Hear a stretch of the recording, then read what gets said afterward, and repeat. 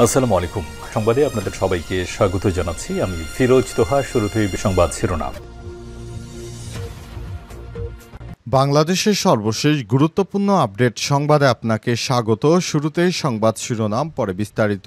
প্রথমে জানাবো মিরপুরে যুবককে গলা কেটে হত্যা। রাজধানীর মিরপুরে পল্লবীতে রফিকুল ইসলাম সানি ওরফে পেপার সানি নামক এক যুবককে গলা কেটে হত্যা করেছে দুর্বৃত্তরা। আজ পল্লবী থানাধীন মিল্লাত ক্যাম্প থেকে ওই যুবকের রক্তাক্ত মরদেহ পাওয়া যায়। পরে স্থানীয়দের মাধ্যমে খবর পেয়ে মরদেহ উদ্ধার করে পল্লবী থানায় নিয়ে যায় পুলিশ। নিহত সানি অটোরিকশা চালাতেন বলে জানা গেছে। ভুক্তভোগী পরিবারের অভিযোগ, যারা সানির উপর হামলা চালিয়েছে তারা গত বছর রমজানেও সানির উপর হামলা চালিয়েছিল। এ ব্যাপারে থানায় অভিযোগ জানানো হলেও পুলিশ কোনো ব্যবস্থা নেয়নি। তাদের দাবি, পুলিশ ব্যবস্থা না নেয় আজ সানিকে এমন নির্মমভাবে হত্যা করা হয়েছে। জানাবো পরমাণু প্রস্তাব প্রত্যাখ্যানে মার্কিন হুমকির কড়া জবাব ইরানের। তেহরানকে ইউরেনিয়াম সমৃদ্ধকরণ বন্ধ করতে মার্কিন যুক্তরাষ্ট্রের পরমাণু প্রস্তাব প্রত্যাখ্যান করেছে ইরানের সর্বোচ্চ ধর্মীয় নেতা আয়াতুল্লাহ আলী খামেনি। তিনি বলেছেন, যুক্তরাষ্ট্রের এই প্রস্তাব প্রত্যাখ্যান করছি। তারা যদি একটি বোমা মারে তাহলে যুক্তরাষ্ট্রের উপর 10 গুণ হামলা চালাবে ইরানের যোদ্ধারা। এরপর জানাবো দখলদার ইসরায়েলি বাহিনী ইয়েমেনের 3 বন্দর খালি করতে নির্দেশ দিয়েছে। এরপরই ইয়েমেনে ব্যাপক বিমান হামলা চালিয়েছে। ইয়েমেনে 3টি বন্দর খালি করার আহ্বান জানিয়েছে দখলদার ইসরায়েলি বাহিনী। এরপর সেখানে ব্যাপক আকারে বিমান হামলা শুরু করেছে। ইসরায়েলের নৌবাহিনী এই হামলা চালিয়েছে বলে জানা গেছে।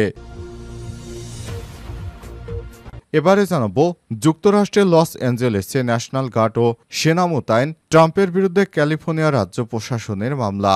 ট্রাম্পের বিরুদ্ধে মামলা করেছে ক্যালিফোর্নিয়া রাজ্য প্রশাসন। এতে অভিযোগ করা হয়েছে, রাজ্য প্রশাসনের সঙ্গে আলোচনা না করেই বিক্ষোভ কবলিত যুক্তরাষ্ট্রের লস অ্যাঞ্জেলেসে হাজার হাজার ন্যাশনাল গার্ড ও 700 মেরিন সেনা সদস্যকে মোতায়েন করা হয়েছে। এবারে জানাবো ভারতীয় উপকূলে সিঙ্গাপুরের পতাকাবাহী জাহাজে আগুন, নিখোঁজ 4। ভারতের কেরালা উপকূলে সিঙ্গাপুরের পতাকাবাহী এমভি ইয়ান হাই 503 নামের একটি কন্টেইনার জাহাজে আগুন লাগার খবর পাওয়া গেছে। এই ঘটনায় অন্তত 4 জন নিখোঁজ হয়েছে। আজ এই তথ্য জানিয়েছে বার্তা সংস্থা রয়টার্স। মিরপুরে যুবককে গলা কেটে হত্যা।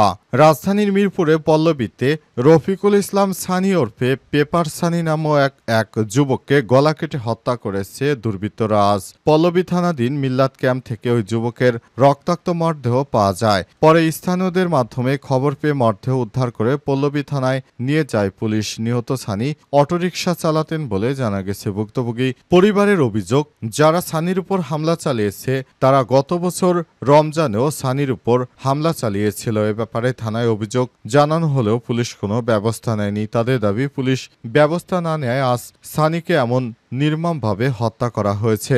পল্লবী এলাকায় চিহ্নিত মাদক ব্যবসায়ী জিন্দা টানাকা সহ আরও কয়েকজন সন্ত্রাসী এই হত্যাকাণ্ড ঘটিয়েছে বলে দাবি করেছে নিহত সানির পরিবার।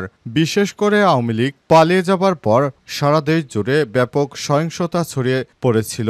এই ঘটনার পর এখন সারা দেশ জুড়ে একটু ঠান্ডা পরিস্থিতি বিরাজ করছে। তারপরও বিভিন্ন এলাকায় কিছু নাশকতাকারীরা এখনও দেশকে অস্থিতিশীল করার চেষ্টা চালিয়ে যাচ্ছে। অবস্থায় সরকার বারবার বলছে যে দেশে যেন কোনোরূপ বিশৃঙ্খলা না হয়। তারপরও তারা যে বিশৃঙ্খলা চালিয়ে যাচ্ছে সেগুলোর ব্যাপারে এখন নতুন করে আবার আইনশৃঙ্খলা রক্ষাকারী বাহিনীর সদস্যরা ভাবতে শুরু করেছে। অবস্থায় পুরো ঢাকা শহর জুড়ে ব্যাপক চিরুনি তল্লাশি অভিযান অব্যাহত রেখেছে আইনশৃঙ্খলা রক্ষাকারী বাহিনীর সদস্যরা।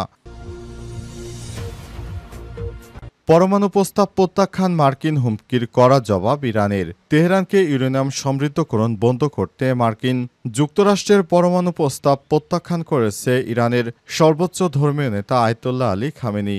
আজ নতুন পরমাণু চুক্তিতে রাজি না হলে ইরানের উপর মার্কিন বোমা হামলার হুমকি দেয় প্রেসিডেন্ট ডোনাল্ড ট্রাম্প। তার জবাবে ইরানের রাষ্ট্রীয় সংবাদ মাধ্যমে ইরানের সর্বোচ্চ ধর্মীয় নেতা আয়াতুল্লাহ আলী খামেনি বলেছেন, আমাদের উপর একটা বোমা ফেললে তার পরিণতি হবে ভয়ঙ্কর। মার্কিন যুক্তরাষ্ট্র 5 দফা আলোচনা শেষে এই প্রস্তাবটি ওমানের মাধ্যমে উপস্থাপন করেছিল। ইরান ইউরেনিয়াম সমৃদ্ধকরণ বজায় রাখার উপর জোর দিচ্ছে এবং তার মজুতকৃত ইউরেনিয়াম রপ্তানিতে অস্বীকৃতি জানিয়েছে। খামেনি আরও বলেন, মার্কিন যুক্তরাষ্ট্রের প্রস্তাব ইরানের আত্মনিয়ন্ত্রণ অধিকার, আত্মমর্যাদা এবং জাতীয় মূল্যবোধের সঙ্গে সাংঘর্ষিক। এ কারণে যুক্তরাষ্ট্রের কোনো প্রস্তাবই ইরান মেনে নেবে না। ইরান তার পারমাণবিক কার্যক্রম চালিয়ে যাবে, অব্যাহত রাখবে তাদের এই পারমাণবিক কার্যক্রম। এ অবস্থায় ইরান যুক্তরাষ্ট্রের কাছে কখনোই মাথা নত করেনি, ভবিষ্যতেও করবে না। ইরান সব সময় তার রাষ্ট্রের ভালো মন্দ তারা নিজেরাই দেখভাল করবে। এ ব্যাপারে যুক্তরাষ্ট্র থেকে যতই হুমকি ধামকি দেয়া হোক না কেন, ইরান কখনোই পিছপা হবে না।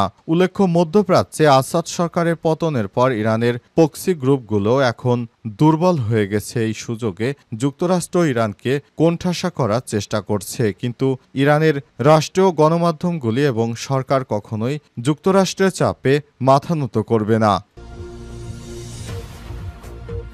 ইয়েমেনের 3 বন্দর খালি করতে বলল ইসরায়েল। ইয়েমেনের 3টি বন্দর খালি করার আহ্বান জানিয়েছে দখলদার ইসরায়েল। ওই 3টি বন্দর দেশটির হুতি যোদ্ধাদের নিয়ন্ত্রণে রয়েছে। এরপরই বন্দরে ব্যাপক হারে হামলা শুরু করেছে দখলদার ইসরায়েলি বাহিনী। আশঙ্কা করা হয়েছিল দ্রুত এসব হামলা হতে পারে দখলদার ইসরায়েলি বাহিনীর দ্বারা, তবে সেই হামলাটি খুব দ্রুত সময়ের মধ্যে সংঘটিত হয়েছে। টাইমস অব ইসরায়েল বলছে, হুতি নিয়ন্ত্রিত বন্দরগুলোর জন্য জরুরি স্থানান্তরের সতর্কতা জারি করেছে আইডিএফ। সম্ভাব্য বিমান হামলার আগে ইয়েমেনের 3টি হুতি নিয়ন্ত্রিত বন্দরের জন্য জরুরি স্থানান্তরের সতর্কতা জারি করা হয়। এর একদিন পেরোতে না পেরোতেই ব্যাপক হামলা শুরু করেছে ইরান। সামাজিক যোগাযোগ মাধ্যম টুইটারে এক পোস্টে আইডিএফ এর আরবি ভাষার মুখপাত্র কর্নেল আভিচাই আদরাই পশ্চিম উপকূলে রাস ইসা, হোদাইদা এবং সালিব বন্দরের বাসিন্দাদের সরিয়ে নেওয়ার জন্য সতর্ক করেছে। তিনি বলেছেন, হুতি যোদ্ধারা তাদের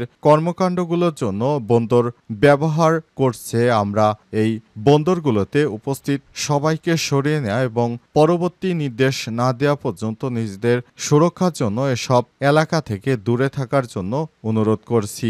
আইডিএফ অতীতেও বন্দরগুলোর জন্য একই রকম সতর্কতা জারি করেছে এবং বেশ কয়েকদিন পর সেসব এলাকায় হামলা চালিয়েছে। হুতিদের উপর সর্বশেষ ইসরায়েলি বিমান হামলার পর থেকে ইরান সমর্থিত গোষ্ঠীটি ইসরায়েলে 7টি ব্যালিস্টিক ক্ষেপণাস্ত্র এবং কমপক্ষে একটি ড্রোন নিক্ষেপ করেছে। আজ সন্ধ্যায় ছোড়া একটি ক্ষেপণাস্ত্র ইসরায়েলে পৌঁছানোর আগেই ব্যর্থ করে দেওয়ার দাবি করেছে দেশটি।